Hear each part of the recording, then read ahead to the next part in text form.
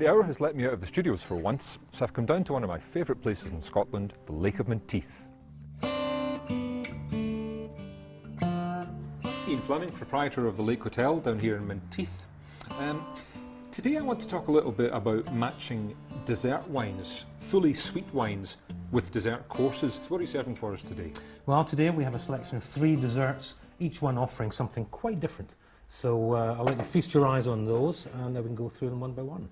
So that obviously looks like the famous sticky toffee pudding. Or as we like to call it, icky stuff. Icky toffee pudding. Which is wonderful.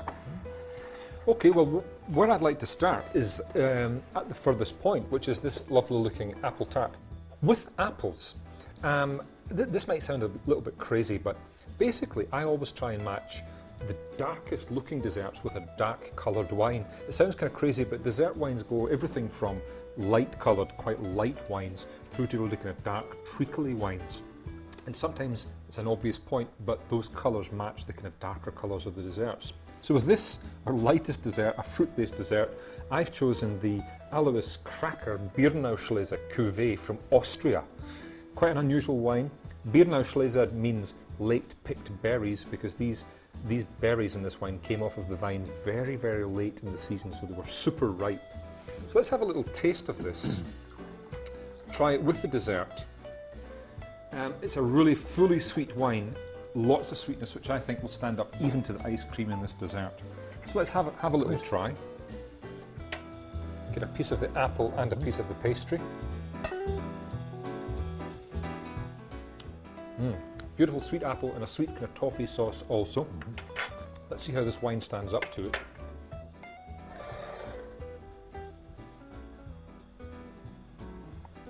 Delicious.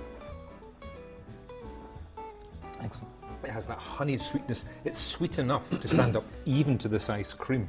Our second dessert is a dark chocolate mousse. And although you've got some other little bits and pieces with it there, matching with chocolate is not always an easy thing to do. But the wine I've chosen, I think, is going to work incredibly well. It's a wine based on the Muscat grape, Moscato, with another grape called Fresia in it. This is the Moscato Fresia from Marks and Spencer's. And it's only 6.5% alcohol, so it's a very, very light wine. But it has that beautiful sweetness and a beautiful cut of acidity that I think is going to cut through this chocolate wonderfully well. So let's try these two together.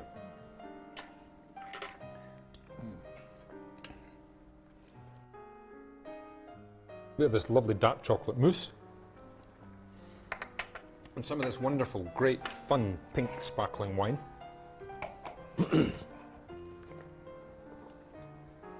you see, that's a magical combination for me.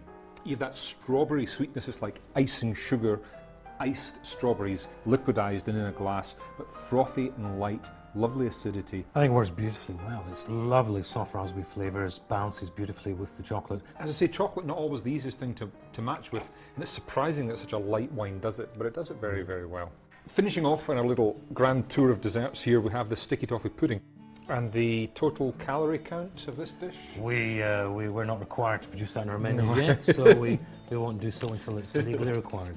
Okay, with this dish, obviously rich, obviously sweet, I've gone for the darkest wine of the day, which is the Campbell's Rutherglen Muscat.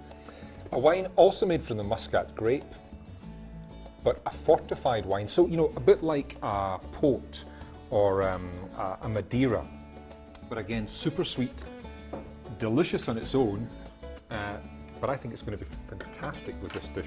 Good. Let's have a try. I'm going to get a little bit of everything here if I possibly can.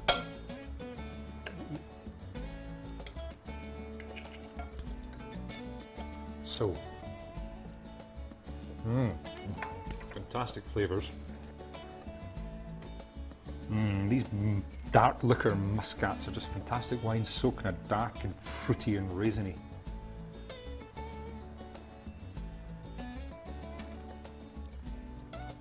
Wow, what a tremendous wine. It's a beautiful wine, and like all great dessert wines, it has acidity too to cut through the dish. You know, I've got a sweet tooth and I could quite easily polish these off, so it's been another wonderful lunchtime down at the Lake Hotel, Ian, and I'd just like to say thank you again on behalf of the hour. Been a pleasure. Cheers.